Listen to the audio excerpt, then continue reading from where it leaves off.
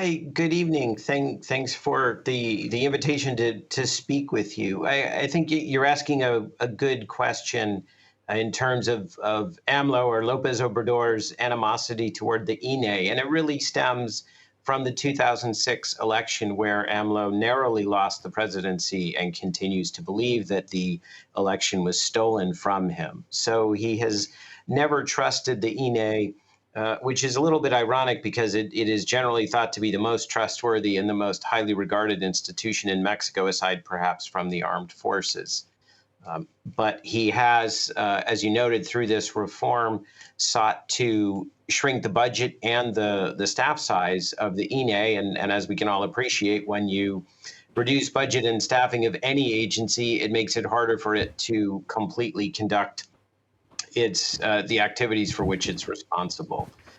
I think it is concerning, coupled with some other actions that Lopez Obrador has taken over the course of his now about 4.5 years in office. There are some real concerns about the strength of Mexican democracy. So I think it.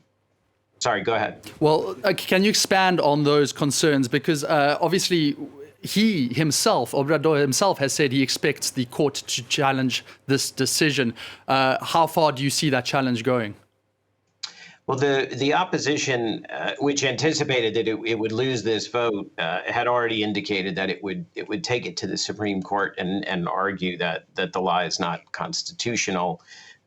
Even some members of the president's ruling coalition have questioned the constitutionality of the reform. So it will go to the Supreme Court. Obviously, I'm not going to try to guess what the Mexican Supreme Court would decide. It is also possible that they'll defer action.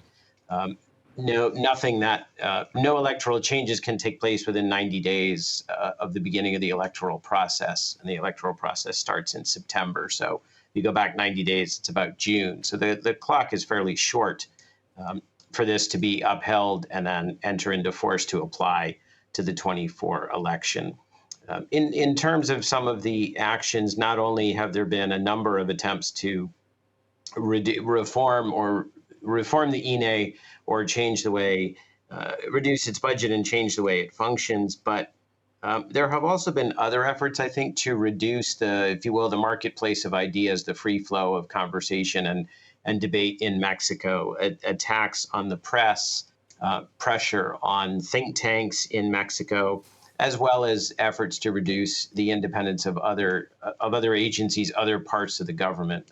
And I think if you combine all that with this proposed reform, what you see is the possibility of a situation in which a lot of Mexican voters are disenfranchised because the INE can't run enough polling places given the reductions in its budget and its personnel. So I think, sort of combine the actual acts to make it harder for INE to do its job with other efforts to suppress democratic conversation. I think those are troubling signs for Mexico.